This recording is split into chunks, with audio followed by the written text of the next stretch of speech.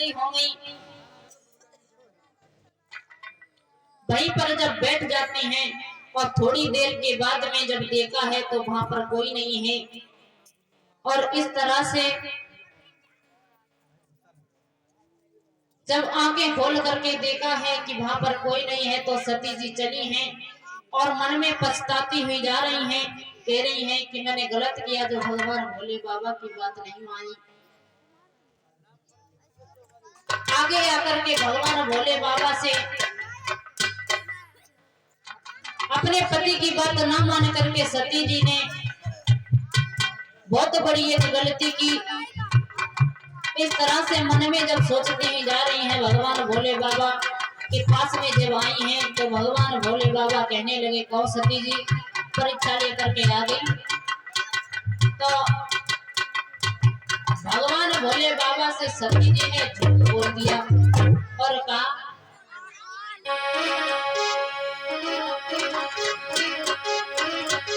झूठ बोलती हुई बोली, अरे मैंने बात की मानी तुम्हारी,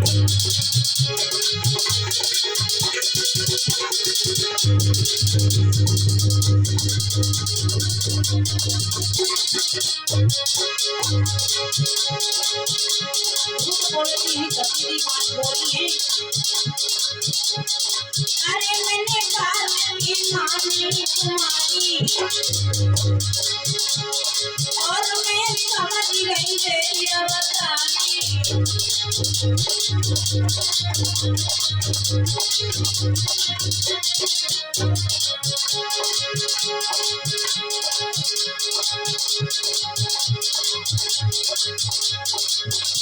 अरे तब भोला ने बात बेचारी, मैं विश्वास के लायक नारी।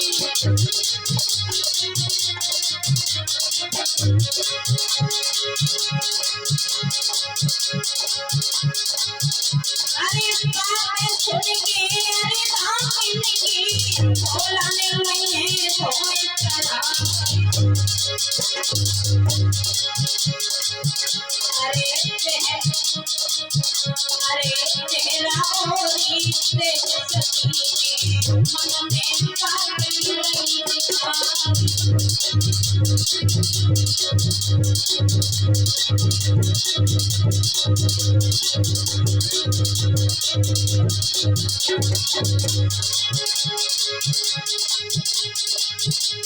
अरे तेरा होरी से सती के मन में बात करो है विचार। अरे सूरत देखी जब सती की सारो देव समझ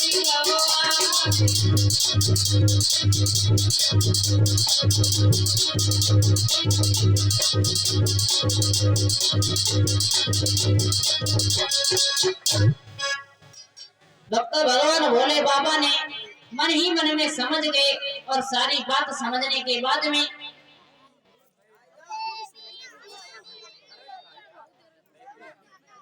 एक बात जब निश्चय अपने मन ही मन में कर लिया, एक संकल्प सा कर लिया है, सोचने लगे सती जी सीता के रूप में रूप लिया था आपने और आपने हम ही से झूठ बोल दिया करके,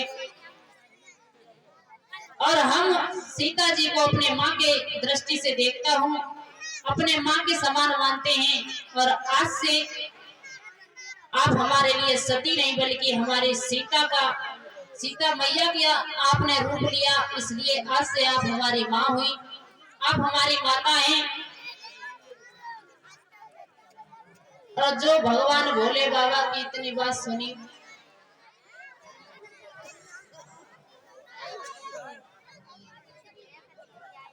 और ये कुछ भक्तों के दान आए हैं। राम गोपाल मैंने 11 रुपया और 20 रुपया अरविंद कुमार,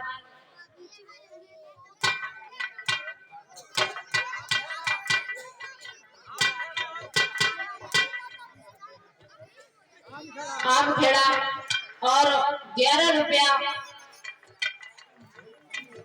पातीराम वर्मा मैनी के, और 21 रुपया रविराम मैनी के और 51 रुपया दिनेश सक्सेना मैनी के। ये सभी भक्त लोग भगवान के चरणों में दान कर रहे हैं। कामना करते हैं कि भगवान उन्नति प्रदान करते रहें और सदा इन्हें आगे बढ़ने की उन्नति प्रदान करते रहें, यही कामना करेंगे ईश्वर से। इस तरह से इधर तो जब भगवान भोले बाबा की इतनी बात सुनी है, सती जी को ऐसा लगा जैसे पैरों से जमीन ही खिसक गई हो।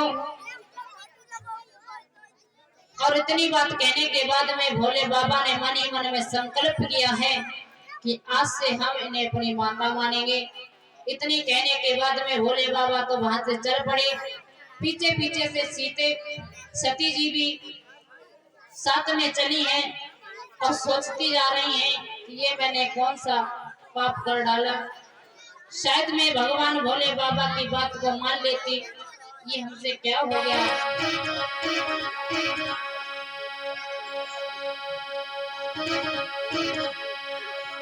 और इधर तो धीरे धीरे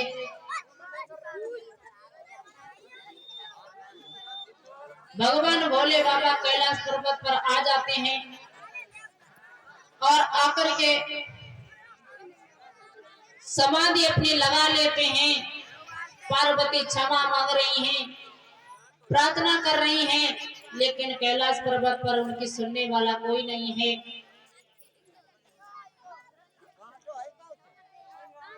और मन ही मन में सोच करके रो रही हैं। कहीं गुफा में बैठ करके रोती हैं तो कहीं कैलाश पर्वत पर बैठ करके ऊपर रो रही हैं और कह रही हैं मैं क्या करूं क्या ना करूं, अपने मन की किन से कहूं। नंदी से भी कह रही हैं कि तुम्हें ऐसा कुछ उपाय बताओ जिससे कि भगवान भोले बाबा की समाधि टूटे, समाधि खुले। भक्त सती जी इस तरह से रो रही हैं, लेकिन उनकी करुण भरी आवाज को भगवान भोले बाबा ने नहीं सुनी और ना ही कोई वहां पर सुनने वाला था। इस तरीका से उन्होंने रोते रोते 1 या 2 दिन नहीं बल्कि भागवत का ये प्रमाण है कि 87,000 वर्ष बीत गए। जब 87,000 वर्ष बीत गए, भगवान भोले बाबा यूं ही समाधि लगाए रहे और 87,000 वर्ष के बाद में जब समाधि खुली है तो सती जी ने जब देखा है कि भगवान भोले बाबा की समाधि खुल गई है, उसी समय आई है सामने कैलाश पर्वत से आकर के और सती जी के जब सामने आए भगवान भोले बाबा ने उन्होंने इतने आदर से बैठाला जैसे एक माँ अपने बच्चे को गोद में बैठाती है। इस तरह से भगवान भोले बाबा ने उन्हें पास में बैठाला, लेकिन उनसे कोई बात नहीं पूछी। तो सती जी मन ही मन सोचने लगी कि इन्होंने हमसे ये भी नहीं पूछा कि तुम भूखी हो या प्यासी हो, हमसे कुछ भी नहीं कहा। इस तरह से जब विचार कर रही हैं तो भगवान सती जी की अकस्मात नजर आकाश में पहुंची। जब आकाश में नजर पड़ी है अब तो और क्या देखा सती जी ने,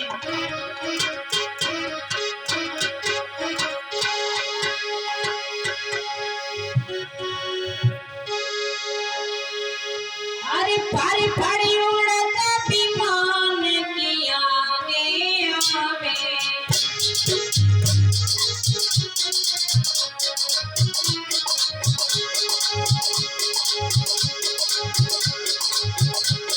अरे फड़ फड़ उड़ता विमान किया गे आवे,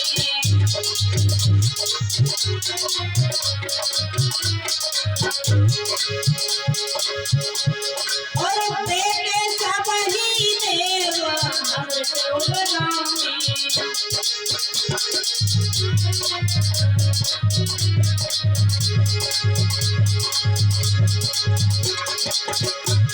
महाराज सती ने कहीं भोला समझाई,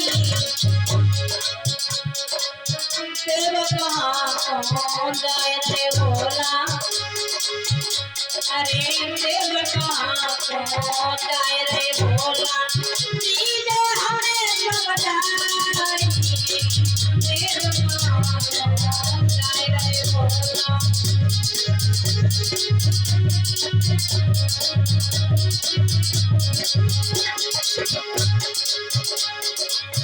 भैया होनी है बलवान, करम गति अति मणि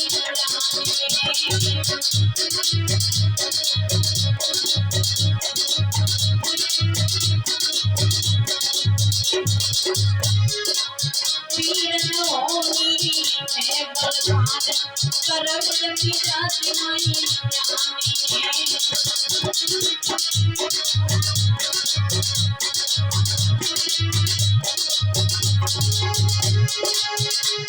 अरे जाति नहीं जानी है मनोज भैया, जाति नहीं जानी है, वीर होनी है बलवान, करम गति अति मणि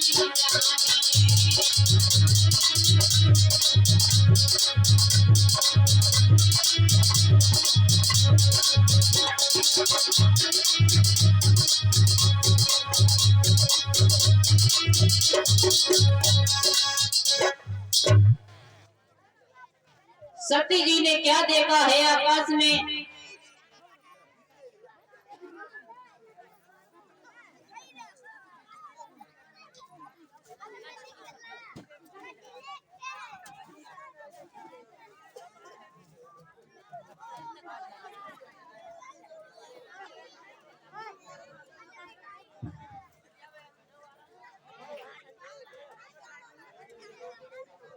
और ये कुछ भक्तों के दान आए हैं।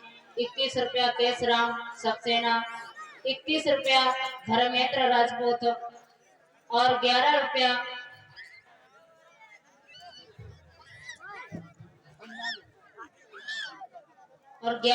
पंजाबी ब्रजवासी और 21 रुपया छत्रपाल मैनी के और 21 रुपया नक्षत्रपाल मैनी के और 21 रुपया जगतपाल मैनी के और 11 रुपया ब्रजेश मैनी के और 11 रुपया मनोज टेढ़ा परुआ वाले। ये सभी भक्त भगवान के चरणों में दान कर रहे हैं, कामना करते हैं कि भगवान सभी लोगों को उन्नति प्रदान करते रहें और हमेशा इन्हें खुश रखें, यही कामना करेंगे ये सबसे।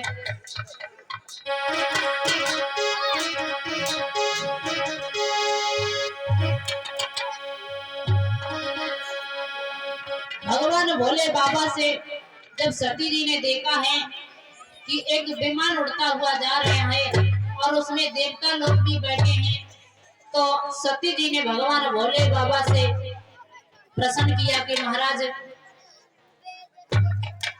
ये विमान कहाँ पर जा रहा है, ये लोग कहाँ जा रहे हैं। तो भगवान भोले बाबा समझाए के बोले ये तुम्हारे पिताजी के घर जा रहे हैं, दक्ष प्रजापति के यहाँ पर। तो सती जी कहने लगी क्या मतलब। जवाब दिया मतलब ये है कि तुम्हारे पिताजी ने एक उत्सव रखा है और उसी उत्सव में ये सभी देवता लोग जा रहे हैं, ये निमंत्रण में जा रहे हैं। तो सती जी को लगा कि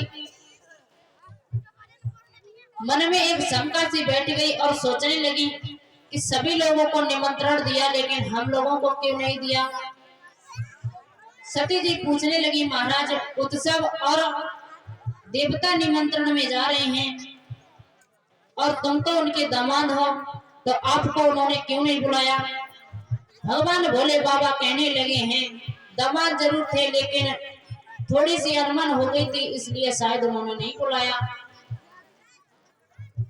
जवाब दिया है उन्होंने हमें नहीं बुलाया, अनबन थी तो ऐसी कोई विशेष बात नहीं थी कि हमें बुलाया ना जाए। जरा सी बात के लिए हमें क्यों नहीं बुलाया? तो जवाब दिया है कि ब्रह्मा जी के दरबार में एक भोज में बैठा हुआ था, तुम्हारे पिताजी का जब आना हुआ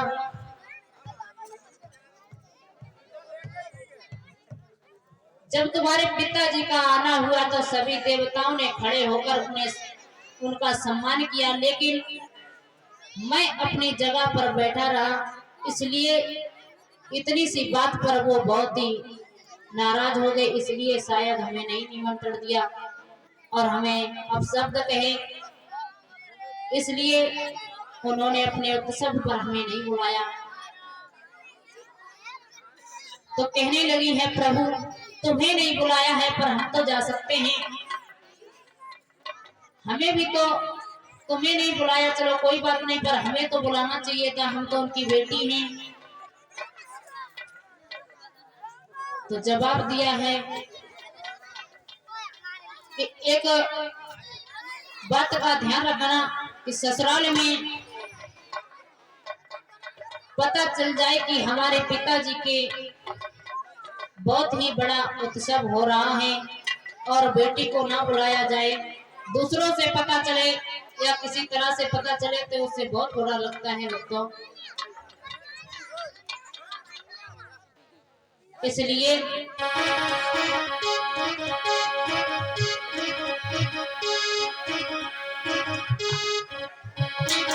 सती जी कहने लगी है